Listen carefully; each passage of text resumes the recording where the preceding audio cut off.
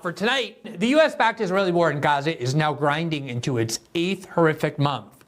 Back in March, President Biden said that Israel must not enter the refugee camp in Rafah, proclaiming that to be a red line, at least unless the Israelis presented a credible plan to evacuate civilians in it. Israeli Prime Minister Benjamin Netanyahu promptly announced that he would simply ignore Biden's red line. Why wouldn't he?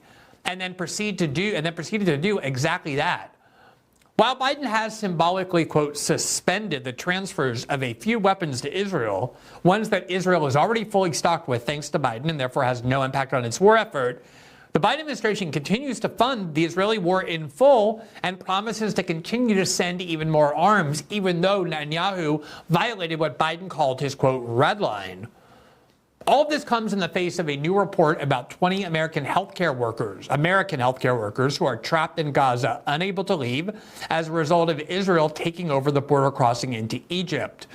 Despite having arrived there fairly recently, these American doctors and nurses are already documenting how malnourished they are and unable to access basic healthcare that they need. Imagine how bad the situation in Gaza is if newly arrived American doctors and nurses are already malnourished to the point that they need IV drips.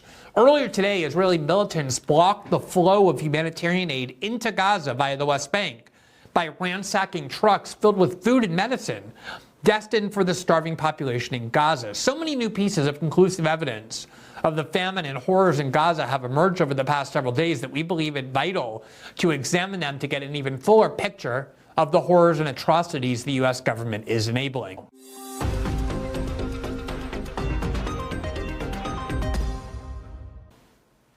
It is very difficult to avoid talking about the ongoing war in Gaza that is perpetrated by the Israelis with the full support and aid and financing of the richest and most powerful country on earth, which is the United States government. I can't think of a reason why one should try and avoid it, but it's not a war that is stagnant by any means. It is a war that is getting more and more severe, especially when it comes to the conditions, the standard of living, the suffering for the people in Gaza.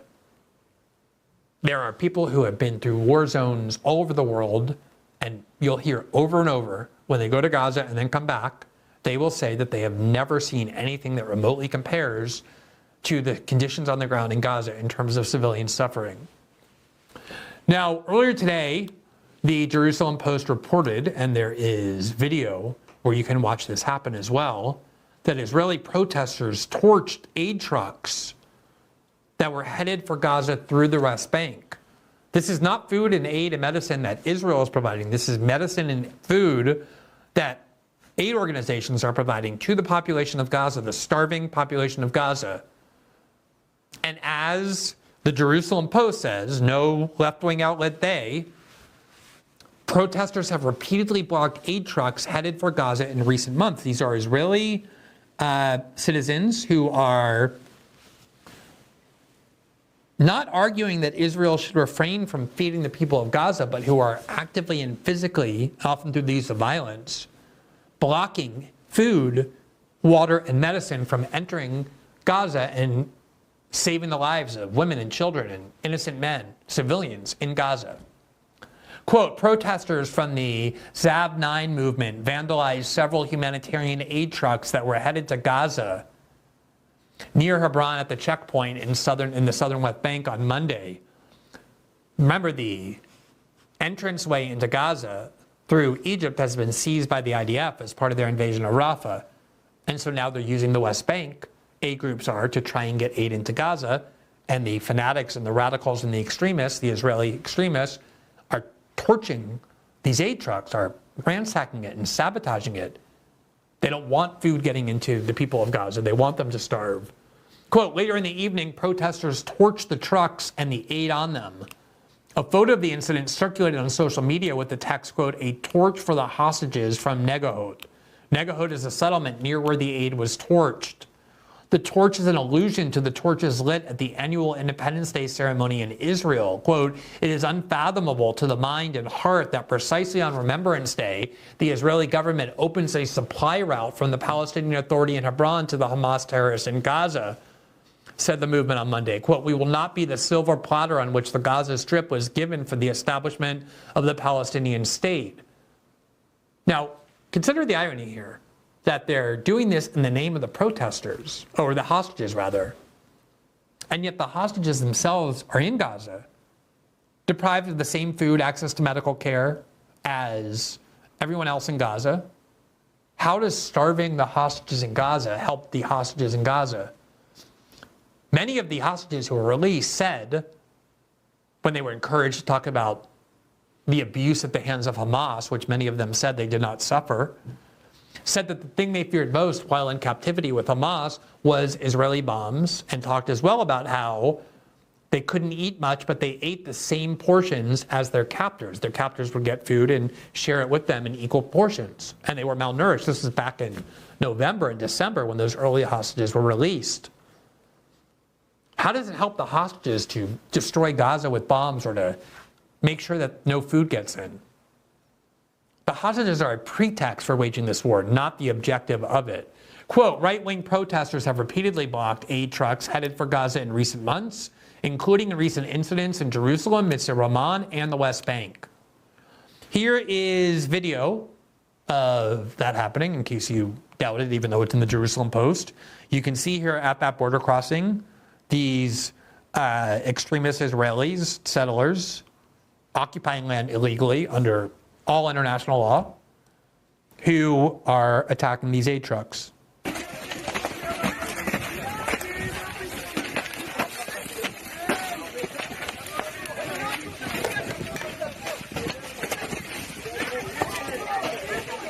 A bunch of Israeli men just stealing packets of food and other assistance from these trucks. They're breaking them on the ground. They're stomping on them while they wave Israeli flags. They're just taking one after the next and destroying as many of them as they can. You can see the truck there. This was all taken off the truck by them, sabotaging and ransacking the aid truck. This is not. There's no bombs here. There are no weapons. It's just food stuff, and they're smashing it on the ground with a lot of violence, with a lot of aggression. Obviously, these are extremists. They're celebrating. They're dancing up and down. And now here is another video of the similar boarding crossing that contains a video showing similar acts. חבר'ה, חדש, עדכון, תרים היום, תראו מה זה עם שהוא לא פראייר. You hear one of them narrating what they're doing, יש פה סחורה.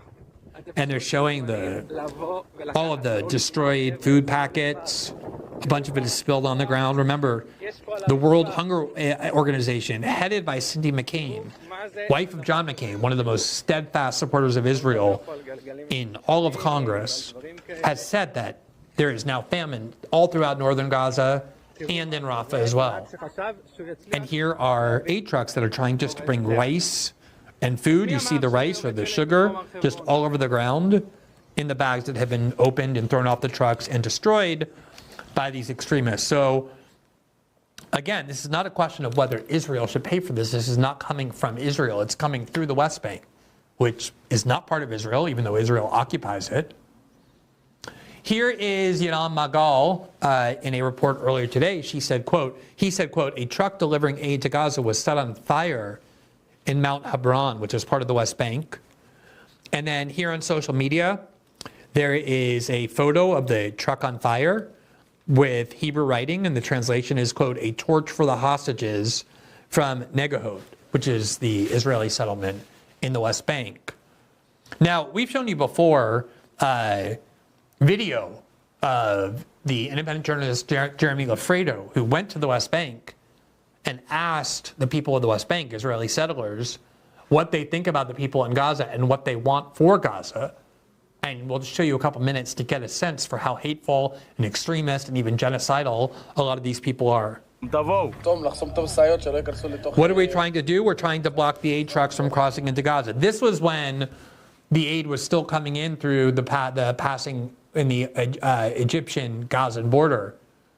And they were having hordes of Israeli extremists going to that checkpoint and blocking the trucks from entering, also using violence and sabotage against these trucks, while the IDF stood by and protected them and encouraged it and permitted it.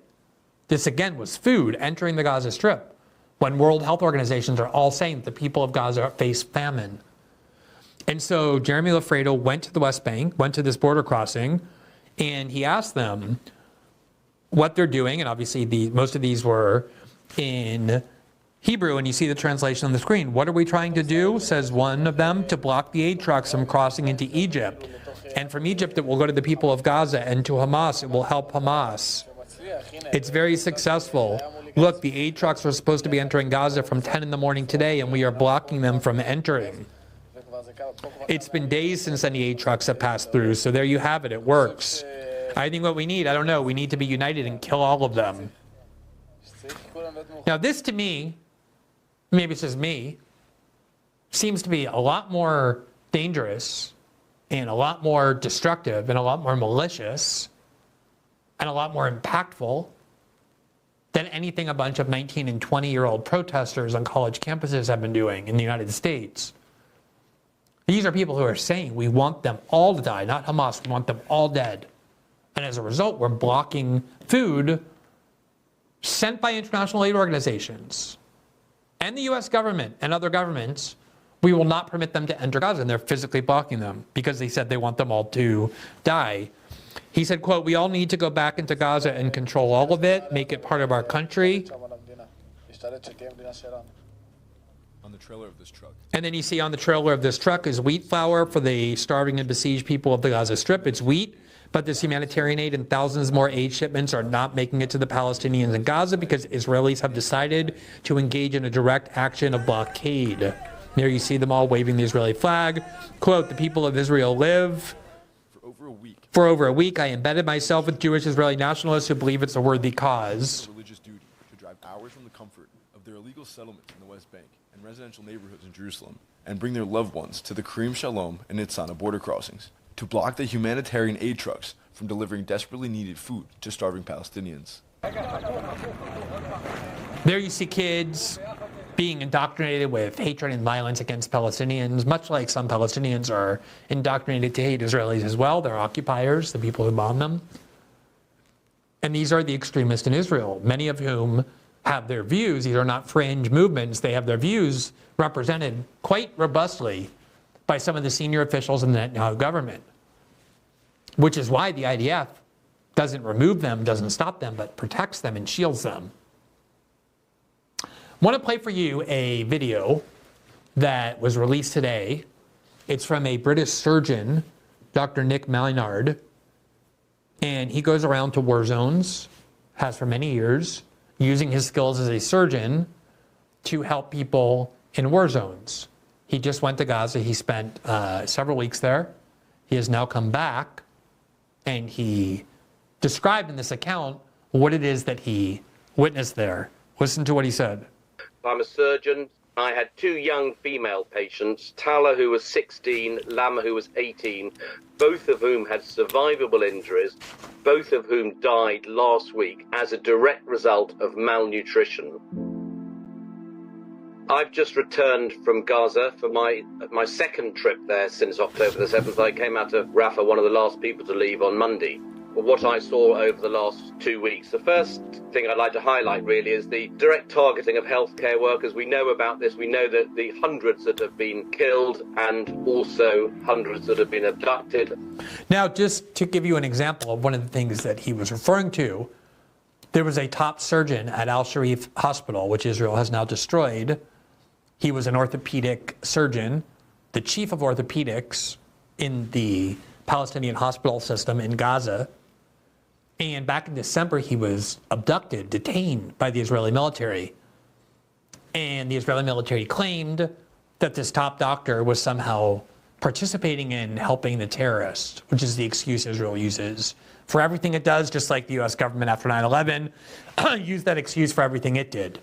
Oh, the people we're torturing are terrorists. The people we're imprisoning with no due process, terrorists. We're dropping bombs and killing people, all terrorists. It's the all-purpose term to justify anything. You just yell terrorist, and a lot of people say, oh, okay, then keep doing it. And a lot of people, his family and colleagues in international human rights monitors, when he was in detention under the IDF, he was transferred to a prison institution that was run by the IDF. And They said that based on conversations with him, based on visits of him, that he was clearly being tortured, maltreated. He was 50 years old, perfectly healthy at the time he was detained by the IDF. Last month, in April, he died inside an Israeli prison run by the IDF, while his colleagues and family members were saying that he was being tortured. And it was reported and divulged only earlier this month in May. And Haaretz has been investigating his death and says that the IDF refuses to answer any questions to account for how it is that he died in IDF custody. And so now you have this Dr. Maynard who is saying that healthcare workers are being targeted by the IDF, being killed by them, being detained, being tortured, because obviously the healthcare system has been deliberately and utterly dismantled. There's barely any working hospitals inside Gaza as they continue to bomb. I met two young healthcare workers who I knew and spent a considerable time with them last week. One young doctor, one young nurse, both of whom had been abducted. One of them kept in captivity for 45 days, the other one for 60 days, giving me very graphic and stark descriptions of their daily torture at the hands of the Israeli Defense Force. And of course we know there are many, many other examples like this, but hearing it from those individuals themselves was extremely harrowing, and I think there will be many other stories like that. Over Christmas and New Year, I spent the whole 2 weeks operating all the time on major explosive injuries to the abdomen and to the chest, and it was really non-stop. But the very strong narrative of the patients I was treating over the last 2 weeks were those with terrible infective complications as a direct result of malnutrition, and this was very stark indeed. And So you can choose to believe or not that there's famine all over Gaza.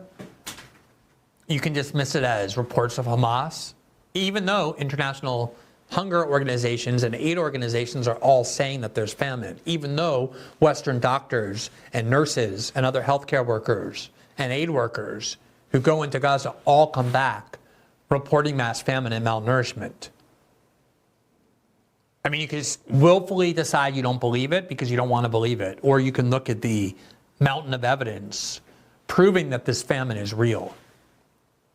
Operated on many patients in the last 2 weeks who had awful complications from their abdominal surgery related to inadequate nutrition, and particularly those with abdominal wall breaking down, so literally their intestines end up hanging outside, and the intestinal repairs that have been carried out to deal with the damage to the bowels leaking, so their bowel contents leaking out from different parts of the abdomen, covering their bodies, covering their beds. The lack of resources to deal with these inadequate numbers of colostomy bags, wound management devices and nutritional support. And they get this vicious cycle of malnutrition, infection, wounds breaking down, more infection, more malnutrition. So devastating, and we will see far more of that over coming months. So, I mean, I can show you 100 of those similar accounts from Western aid workers and medical doctors and nurses who go around to war zones all saying the same thing. Earlier today, my former colleague at The Intercept, Ryan Grimm, along with a journalist in Gaza, we should get her name, I believe, no, I don't want to guess, reported that there are American medical missions trapped in Gaza, and they're facing death by dehydration as the population clings to life. In other words, there are American medical workers who have gone to Gaza to help the people of Gaza using their medical expertise. They're American citizens, and they cannot get out of Gaza now because the IDF controls the border crossing into Egypt as part of their invasion of Rafah and refuses to let them out. And they're not there all that much time, and they're already suffering severe malnutrition and health erosions because of it. Imagine how severe the situation is for the civilians of Gaza who have been there from the beginning. When you're hearing about American citizens, doctors and nurses who are there for only a short period of time and are already facing severe malnutrition. This is what the article says, quote, "We're continuing to work around the clock with the government of Israel," and this is the American response to that. Actually, first it says, the article says, quote, upward of 20 American doctors are trapped in Gaza as a result of Israel's post-invasion closure of the Rafah border crossing into Egypt, according to sources with knowledge of the plight of 2 ill-fated medical missions. And here's Ryan Grimm giving an update on that story that's also included in the article, where he says, quote, one of the American doctors trapped in Gaza by Israel's siege is Adam Hamaway, an Army veteran who famously saved the life of Senator Tammy Duckworth after her helicopter crash in Iraq. He was a medic in Iraq. He saved Tammy Duckworth's life. She's had her legs amputated, but her life was saved, and he was credited for it. Now he's in Gaza. And the journalist, by the way, is Han Kutari, who's the Gazan journalist who wrote this article with Ryan Grimm. So that gives you a sense of the credibility of the people who are making these reports. Now, here from Telegram and the Yedot News, which is an Israeli news outlet, also from today, they have a report, quote, the Israeli army opened fire on United Nations rescue aid workers' vehicles in Rafah, wounding one of its workers. I believe one of them actually ended up dying. So it's another attack by Israel on UN aid workers, and at least one was wounded. I believe that one ended up dying. Now, remember that back in March, when Joe Biden was interviewed on MSNBC, and the Biden government said, we do not support Israel entering the refugee camp in Rafah unless they first present a comprehensive plan to save the civilians who are sheltered there. More than 1 million Gazans are internally displaced and were in Rafah, the only place where they could be safe. That's where Israel told them to go. And the US government knew that if the Israelis bombed and invaded it, tens of thousands more Palestinian civilians at least would die. And it would reflect poorly on the Biden administration politically, but also on the US government internationally. And so the Biden administration said, that's our red line. That's what President Biden called it, a red line. And Netanyahu proceeded to ignore it, even though it's the US that finances that war, that arms that war. They ignore whatever the United States wants. Here from Time Magazine, May 9, 2024, Biden said that Rafah was a, quote, red line. Now what? That's a president declaring they cannot do this. This is a red line. Netanyahu crossed right over it. And although the Biden administration did symbolically suspend some weapons transfers, there's no impact yet on the Israeli military or the Israeli war machine. Now, earlier today, Reuters reported that, quote, top Biden officials doubt that Israel can achieve, quote, total victory in Gaza. It's very similar to the war in Ukraine, when the Biden administration and NATO proclaimed at the beginning that they would fight this war until Russia was expelled from every inch of Ukrainian territory, including Crimea, which they controlled since 2014 in response to the U.S. helping the Ukrainian government, the elected Ukrainian president, be overthrown to replace him with a more pro-Western leader. And in the face of that threat to Russian security, they took over Crimea. And now everybody realizes, except President Zelensky, that it's completely impossible. That idea is a pipe dream. They will never expel Russia from every inch of Ukrainian territory, certainly not Crimea, and probably not any of the provinces in eastern Ukraine. In fact, Russia is moving and advancing deeper into Ukraine. And here is the Biden administration now admitting that the Israeli goal of eliminating Hamas is not possible. You create more militants the more you do this to a population. We've seen that over and over and over. Quote, the Biden administration does not see it as likely or possible that Israel will achieve, quote, total victory in defeating Hamas in the Palestinian enclave of Gaza, U.S. Deputy Secretary of State Kurt Campbell said on Monday. Quote, in some respects, we are struggling over what the theory of victory is, Campbell said at an EU summit in Miami. Quote, sometimes when we listen closely to Israeli leaders, they talk about mostly the idea of a sweeping victory on the battlefield, total victory. I don't think we believe that is likely or possible, and this looks a lot like situations that we found ourselves in after 9/11, where after civilian populations had been moved and lots of violence, that the insurrections continue. All of this was so predictable. Days after the October 7th account, we started explaining why I thought that the attack by Hamas on Israel was unjustifiable because of the civilians that were targeted, but it was so obvious that history would repeat itself that we were going to use the same excuses, the same pretext, the same mentality, the same tactics from the same people that we used after 9/11 that failed so radically. And finally, 8 months into the war, the Biden administration is admitting that's the case. What plan does the IDF have for governing Gaza, even if they could eliminate Hamas? And how would they possibly totally eliminate Hamas when they're supported by the population? They're embedded in the population. They're integrated into it, just like the Taliban was in Afghanistan.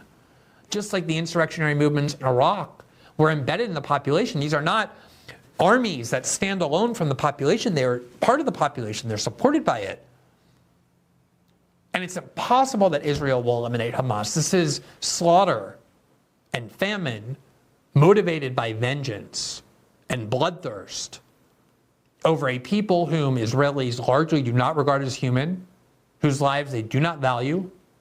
And this is land that the Israeli government, the senior officials in the Israeli government, have long believed is theirs to take into control. Destroying Hamas, rescuing the hostages, these are the pretexts for war. The goals of the war are extremely clear. They're warped. And the results of this war reflect those warped priorities.